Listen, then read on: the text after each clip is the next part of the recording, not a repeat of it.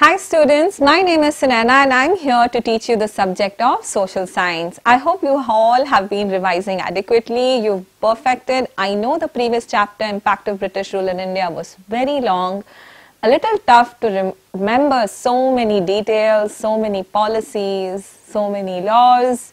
But I think if you break it down into small parts, like you put an effort to learn 2 pages in a day or 2 parts in a day, I'm sure you will be able to perfect it in a very short amount of time instead of piling up everything for the last moment. Okay students, now let us study today's chapter, Unit 4 of History, Opposition to British Rule in Karnataka. We've been to the whole of India. British has occupied Karnataka, they've occupied Bengal, they've occupied the Maratha, basically the whole of Indian subcontinent. Only Karnataka is left. So first we will understand the background, what is happening in Karnataka at the moment. Before we get into that, like always, let us see what are the topics we will learn in this chapter. We will learn about Hyder Ali and Tipu Sultan.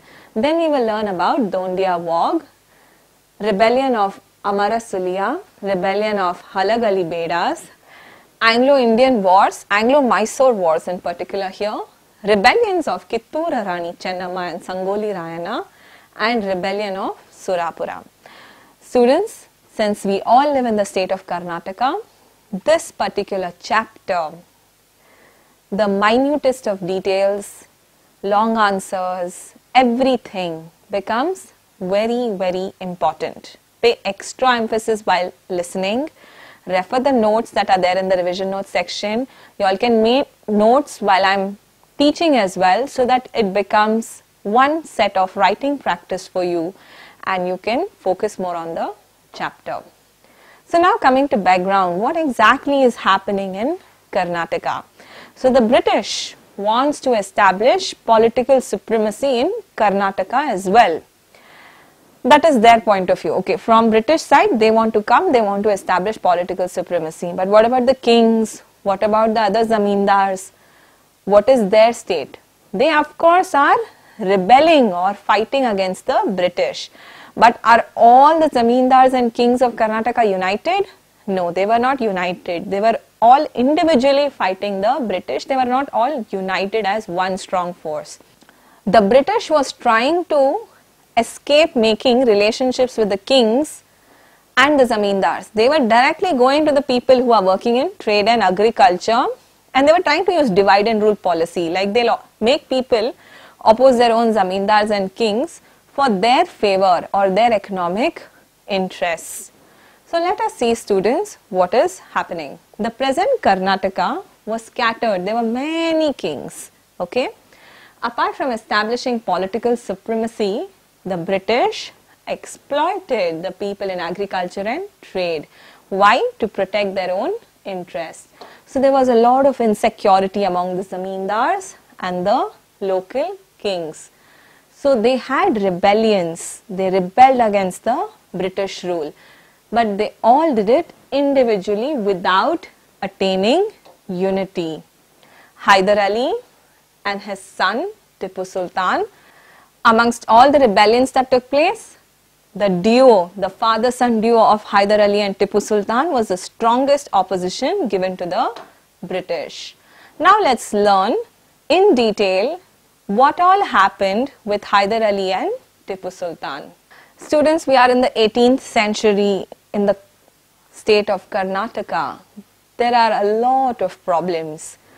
This period or this century was called the century of political problems.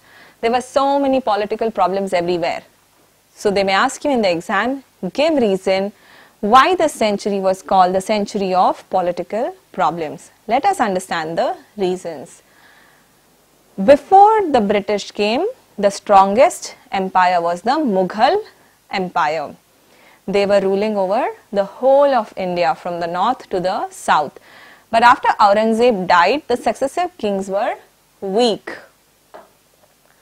So it weakened the Mughal Empire in South India.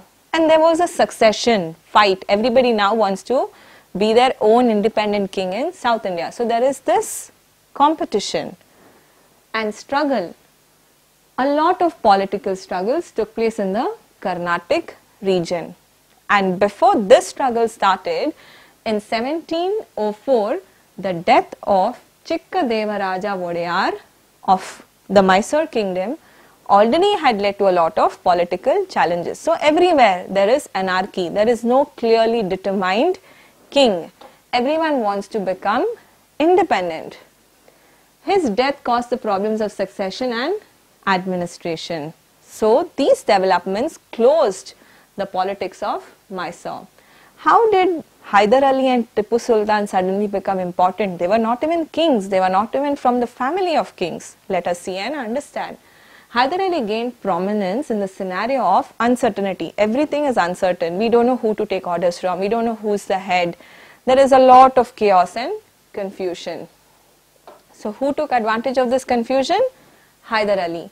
He joined the Mysore army as an ordinary soldier, but he was known for his shrewd in the sense smart and intelligent political moves. He observed the political developments of Mysore, and then he became, suddenly everybody noticed him. He became important. What did he do that everybody started noticing him? During the siege of Devanahalli and military action against Nizam of Arcot. So there was a battle where they seized Devanahalli and they had a battle against the king or the Nizam of Arcot. All the soldiers noticed his valor, his bravery, his smartness. He won the hearts of the soldiers and he became famous, and they gave him the title Nawab or King Hyder Ali in a short time because he resided in their hearts, the hearts of the people. He was known for his innovations in arms usage. With his swift actions, he became the Dalavoy and sidelined the king Krishna Raja Vodayar II, and he established control over the administration. Because he already was there in the people's hearts, he himself became the Dalavoy and the administrator. He sidelined the king and he himself ruled. The Nawab of Arcot, Marathas and Nizam of Hyderabad were fighting. Now, who all are fighting? If you remember, in the Carnatic region, the Carnatic king, the Nawab of Arcot is fighting, the Marathas are fighting, and the Nizam of Hyderabad. They are all fighting amongst each other. They all want to gain one up above the other. And if you all remember, at that point of time, the French and the British were also fighting with each other and deciding, oh, I'll support the Nizam of Hyderabad, I'll support Arcot. So they were also trying to establish their supremacy by supporting certain Indian kings. Now we will go in detail and learn about the Anglo-Mysore wars that took place during the rule of both Hyder Ali and Tipu Sultan. The first one is the First Anglo-Mysore War. So in the background, we have Hyder Ali, who has become very important. People call him the Nizam because, I don't know, they call him Nizam or Nawab, I don't know, people call Nizam only. Okay, so students, we saw how Hyder Ali has become very prominent. He's also ruling, and now because of his prominence, there are many others who are not happy. Who are not happy? The British is definitely unhappy because he's strong and they have to face a greater opposition if they have to fight Hyder Ali. So British definitely doesn't like him. The Marathas also find him to be a threat, so they are also against him. The Nizam of Hyderabad is also against the prominence of Hyder Ali. So all these three, the British, Marathas and the Nizam of Hyderabad, made a team, and this team was called Tri-Party Alliance. They made an agreement to make a team, and their alliance was called the Tri-Party Alliance. But this alliance was broken by Hyder Ali. Okay, but the British still had the support of the Arcot Nizam. So this is the background. Now there is going to be a battle. So let's look at the battle. The prominence gained by Hyder Ali in the south was not tolerated by who all? The British, the Marathas and the Nizam of Hyderabad. Hence the British started devising a very cunning plan to defeat Hyder Ali, whom they saw as an impedance or a roadblock or an obstacle for the expansionist ideas that they had. Hyder Ali suffered a lot due to these aggressive policies, and he lost a lot also due to the Maratha aggression. But he made every attempt because he believed our common enemy is British. They are not from India. So we should oppose British instead of we fighting amongst themselves. Though Marathas approached him with a lot of aggression, he wanted to keep them united. But he failed. He did not see success. The British entered into an agreement with Marathas and the Nizam of Hyderabad to fight against Hyder Ali. A tri-party alliance emerged. But Hyder Ali had very good manipulative ideas. He could expose the true nature of British, and he broke the alliance. He also created a lot of enmity and distrust among the Marathas, the Nizam of Hyderabad and the British. Meanwhile, political disturbances emerged in Arcot. In 1767, Hyder Ali and Nizam of Hyderabad went and attacked Arcot. But the king of Arcot had an alliance of friendship with the British. So students, until now we saw that the Marathas, the Nizam of Hyderabad and the British made a tri-party alliance. Hyder Ali broke the alliance. Okay. But then what happened? In Arcot there was political confusion, and then who became united? The Nizam of Hyderabad and Hyder Ali became united and attacked Arcot. Arcot now went to British for help because they were friends. The war started with this incident. Where did the battle take place? It took place in Tiruchirappalli, Tiruvannamalai, Ambur and other places. What happened in the battle? Hyder Ali organized lightning attacks in these battles. The British military was captured, but Hyder Ali suffered a few setbacks. The British military from Bombay then came and joined the war. Hyder Ali considered the war as a challenge to his personal power, and he continued with the war. His army reached Madras by 1769 and created panic among the British. So the British got scared because they are defeated almost, and Hyder Ali appears to be so strong. So they entered into an agreement to avoid further war and loss of life and to ensure peace. This treaty with Hyder Ali is called Madras Treaty. So the first Anglo-Mysore war ended by the signature of the Madras Treaty. Any doubts so far, students? If you have, you can refer the notes, or you can watch again, you can even write to me. Students, now we will learn the second Anglo-Mysore war. So what is the background here? We thought that there was peace, right? After the first Anglo-Mysore war, there was so much peace. There was a Madras Treaty, Hyder Ali won, he managed to create panic among the British. Now why there is a war again? Well, there was a lot of politically disturbing situation in Travancore and Tanjavur. This was the main reason for the second Anglo-Mysore war. There is this Madras Treaty in place, but the British made every possible effort to break the terms of the Madras Treaty. So because of this, the second Anglo-Mysore war took place. Let us now go into detail. So the Madras Treaty had put the political developments in South India on a temporary hold.